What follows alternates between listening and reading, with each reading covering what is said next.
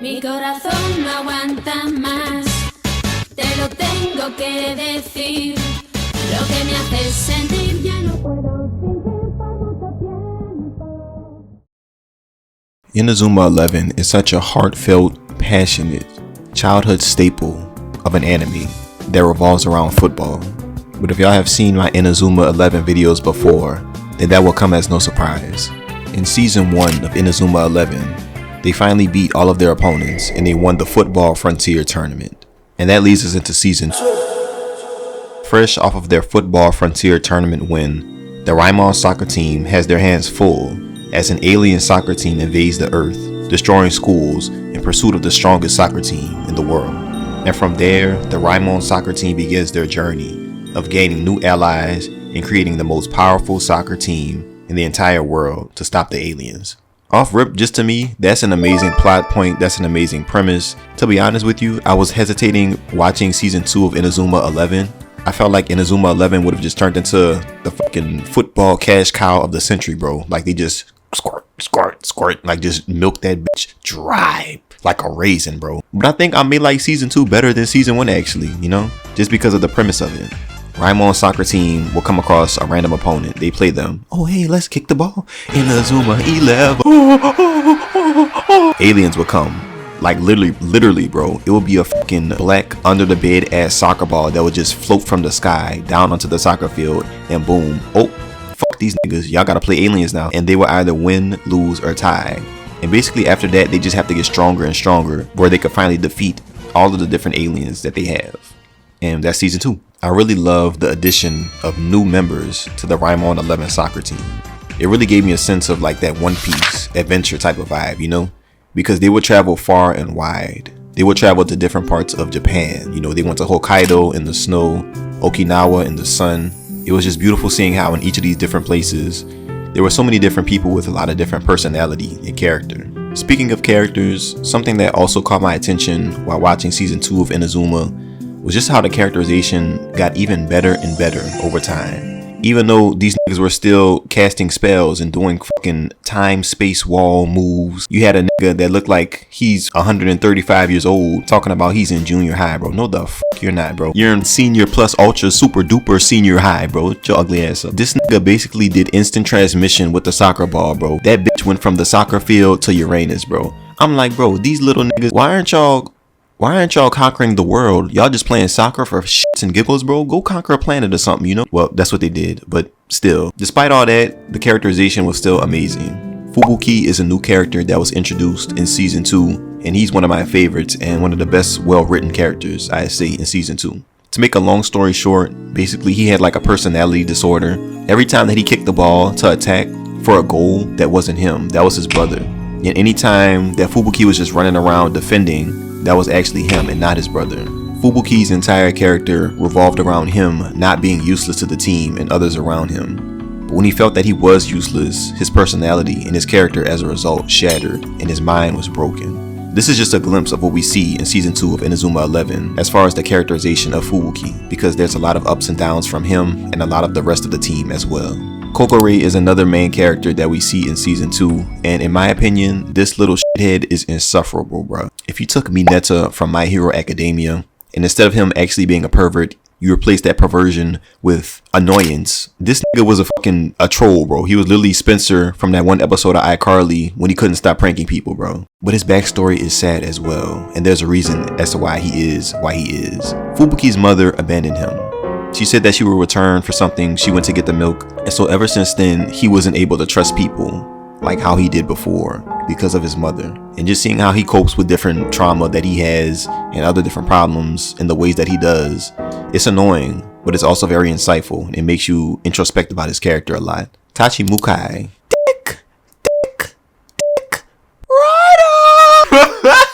He was one of the biggest fans of the main character of the show, Mark Evans. So much so that he actually even learned Mark's move, God Hand, and his other move, Majin the Hand, because he was so infatuated with Mark.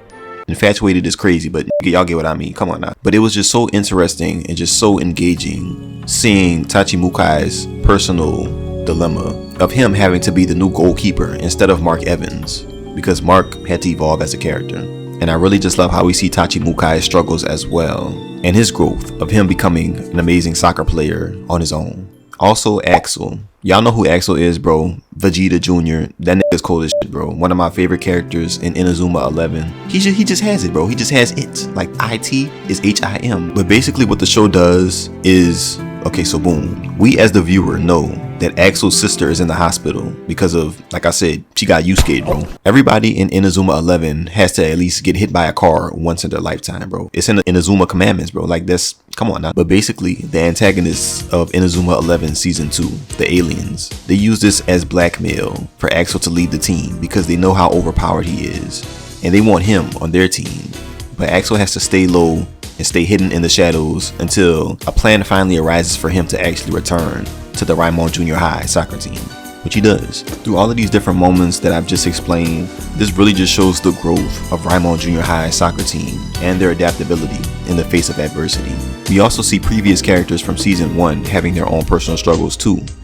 Nathan, for example, who left the team because it was just too much for him to keep up with. You know, I understand, you know, having to keep up with different people's expectations of you, having to always get stronger and better yourself, and always having to top what you just previously did, that gets tiring as a person, you know.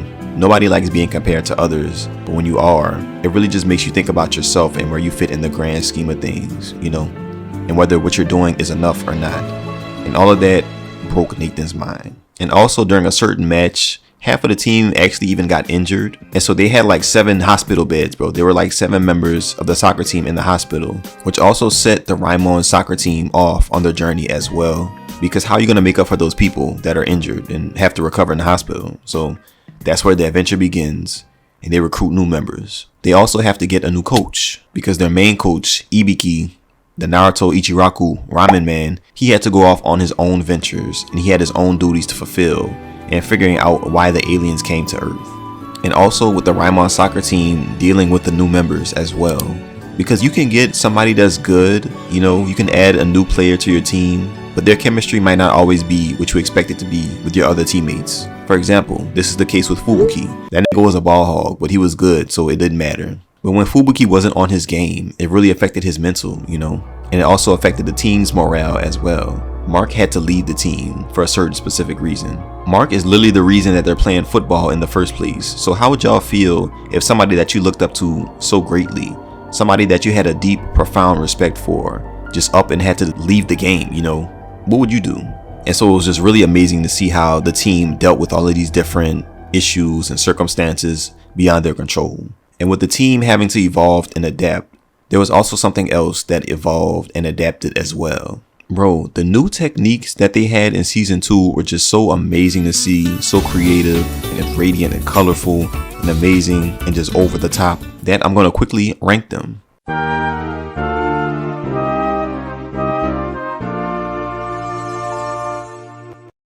Alright, so like I said before, I'm not doing a tier list for it because I wrote down all of the new ones and some of the old ones that really caught my eye. Sometimes you really have to sit back and think, bro, is this shit football? Is this football? Nigga, the ground is shaking. Like, what the fuck?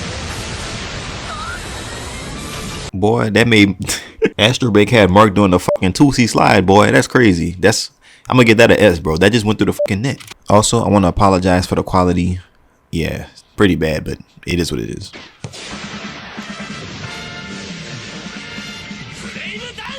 Pretty cool, pretty cool. Damn, you knocked that boy on his fucking back. Knock that man on his back. He gonna have arthritis. Oh, Flame Dance is pretty cool. It kind of reminds me like Chimchar and Sanji for some reason. I don't know why. I'm gonna give it an A. This man is manipulating the seasons, bro. He's Aokiji. Oh my gosh. I never even realized he froze the hand, bro. Like off rip. Eternal Blizzard, that's gonna be an S anyway, but like, bro, man, Fubuki is so cool, bro. I'm just a sucker for white-haired anime characters. I'm convinced.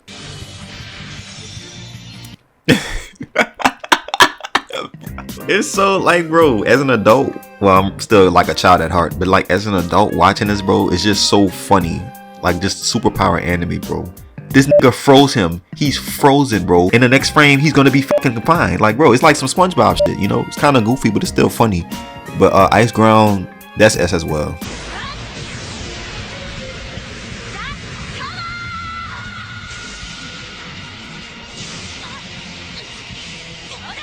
The tower is pretty cool. Shout out to Toka. I like her character as well. I didn't really talk about her, but she's a cool addition as well for sure. I'll give the tower like an A. I'll give that an A. That reminds me of like Squidward with the Krakatawa! Krakatawa! That's what that reminds me of, kinda, but in its own way.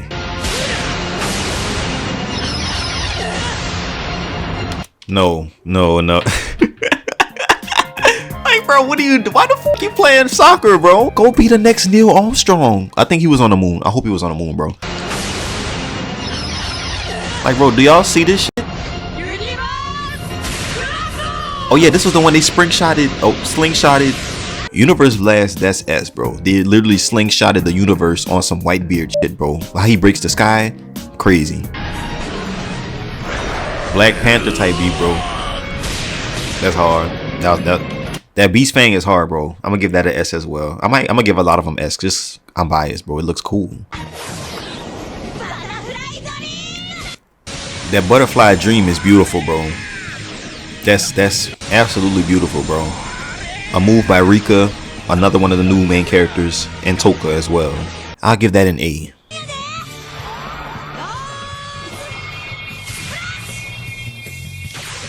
I'm not gonna lie, that was lovely. But I low-key do, and I don't like Rika. She's clingy, and that house crazy. She's love crazy, boy. Oh my gosh. This little hoe couldn't go 3 seconds without sniffing Eric's hair or looking at that nigga. Like, oh my gosh, bro. But I'll give it like an A. I'll still give it an A. Like, bro, what in the fucking Sailor Moon is this? Why are you not a scientist, bro? Talking about he like 12, 13, or 14 years old. Nigga, you look like you 1,000, bro. You super duper senior of the entire universe, bro. And that move is OP. I'm gonna give it an S. Bro, I'm not gonna lie. I saw this. This dude literally thinks that he's Simone from Gurren Lagann, bro. Like, bro. And look, don't be mad at me, bro. Look, like, don't be mad, bro. When you think of something like that, do you think of Des Arm from season 2 of Inazuma 11 episode 63, or do you think of Simone, the main character of Gurren Lagann? Like, come on now.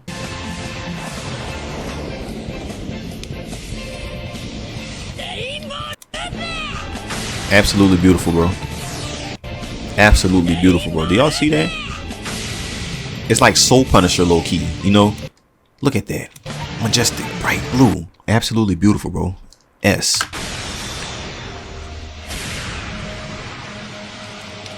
My nigga, is he Van Gogh? Why y'all see the clocks are melted? What the fuck is he think he's doing, bro? Joker, bitch? No. Why are you wasting your time with these niggas? You could be the next scientist or some shit with them powers, bro. Just think they Mordecai and Rigby on that one episode of Regular Show. That man Mordecai killed Rigby for some coochie. He did, bro. And man, Mordecai killed Rigby because he was jealous, bro. Oh my goodness. There were a lot more of techniques as well that I really enjoyed, but I'm just gonna say my favorites just to save time, okay? Explosive Heat Storm from Axel, amazing. Oh my goodness, beautiful. Fist of Justice from Mark. Mugen the Hand from Tachimukai, and all of the different evolved versions of it. Fire Blizzard, a combination move between Axel and Fubuki, absolutely beautiful. The Earth, which was also sort of like a Spirit Bomb-esque type of thing in the Inazuma 11 world, still amazing. Atomic Flare, bro, that looked like some Avatar shit, I'm not gonna lie. That looked like the intro of Avatar with the whole red to black gradient and the whole fire and things of that nature, you know? I mess with that heavy though. I mess with that heavy. Dark Tornado as well. That's a beautiful move, bro. It's basically like the negative or anti version of Axel's Fire Tornado, but just with dark energy. Crossfire. Crossfire is another amazing move that I liked, and that also is a move that's done by Axel and Fubuki as well. It's just so amazing to see that in Inazuma 11 season 2.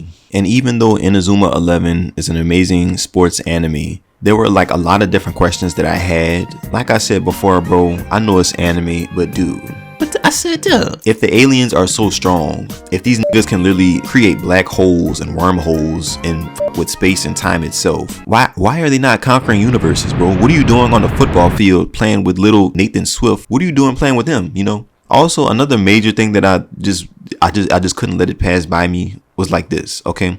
In season 1, the last opponents that Raimon Junior High had to face were literal gods, bro. So how the fuck how do you go from beating gods to having to beat aliens, bro?